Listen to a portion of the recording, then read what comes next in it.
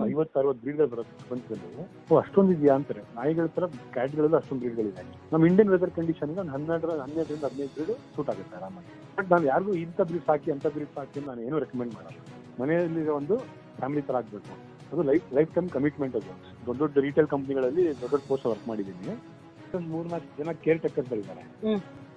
ಅವ್ರಿಗೆ ಅವ್ರು ತಗೊಂಡ್ರದ ಬರೀ ಕ್ಯಾಟ್ಗಳ ಬಗ್ಗೆ ನೋಡ್ಕೊಳಕ್ಕೆ. ಈಗ 15-20 ಕ್ಯಾಟ್ ಇದ್ದಾಗ ಊಟ ಕೊಡ್ತೀವಿ. ಅದೆಲ್ಲ ಯಾರು ತಿಂತಾ ಇದಾರೆ ಯಾರು ತಿಂದಿಲ್ಲ ಈ ಟೈಮಲ್ಲಿ ನಮ್ಮ ಸ್ಟಾಫ್ ನಿಂತ್ಕೊಂಡು ನೋಡ್ಬೇಕು.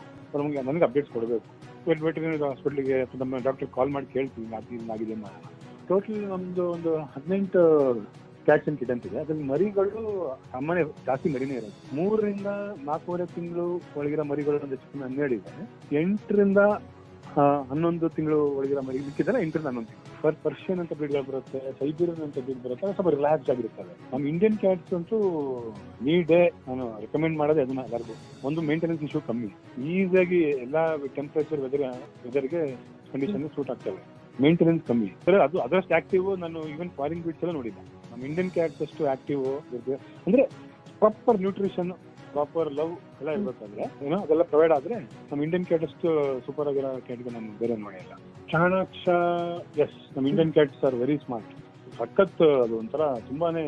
ಯಾಕಂದ್ರೆ ಬಹುಶಃ ಬೈ ಡಿಫಾಲ್ಟ್ ನಮ್ಮ ಇಂಡಿಯನ್ ಕ್ಯಾಟ್ಸ್ ಎಲ್ಲಾ ಕಡೆ ಬರೀ ರೋಡಲ್ಲಿ, ಪಾರ್ಕ್ ಅಲ್ಲಿ ಅಲ್ಲಿ ಸುತ್ತಾಡ್ಕೊಂಡು ದಿನ ಅದು ಏನಾಗ್ತಾ ಇರುತ್ತೆ. Every day they struggle.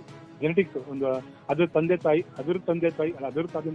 ಒಂದು ಜನರೇಷನ್ಸ್ ಗಳಿಂದನು ನಾನು ಈ ರೋಡ್ ನಡ್ಕೋದ್ರೆ ನಾಯಿ ಕಚ್ಬಿಡ್ತಾವ ಅಂತ ಅದು ಕ್ಯೂರಿಯಾಸಿಟಿಯಿಂದ ಓಡಾಡ್ತಿರುತ್ತೆ. ಅಲರ್ಟ್ ಆಗಿರುತ್ತೆ. ರೋಡ್ ಆಕ್ಸಿಡೆಂಟ್ ಆಗ್ಬಿಡುತ್ತೆ ಅಂತ ಅಲರ್ಟ್ ಆಗಿರುತ್ತೆ. ಅದೇನೋ ಮೋಸ್ಟ್ ಜೀನ್ಸ್ ಪಾಸ್ ಆಗಿರುತ್ತೆ. ಅದಕ್ಕೆ ಅಂತಾರೆ ಏನಂತಾರೆ ಸರ್ವೈವಲ್ ಅಂತ ಹೇಳ್ತಾರಲ್ಲ.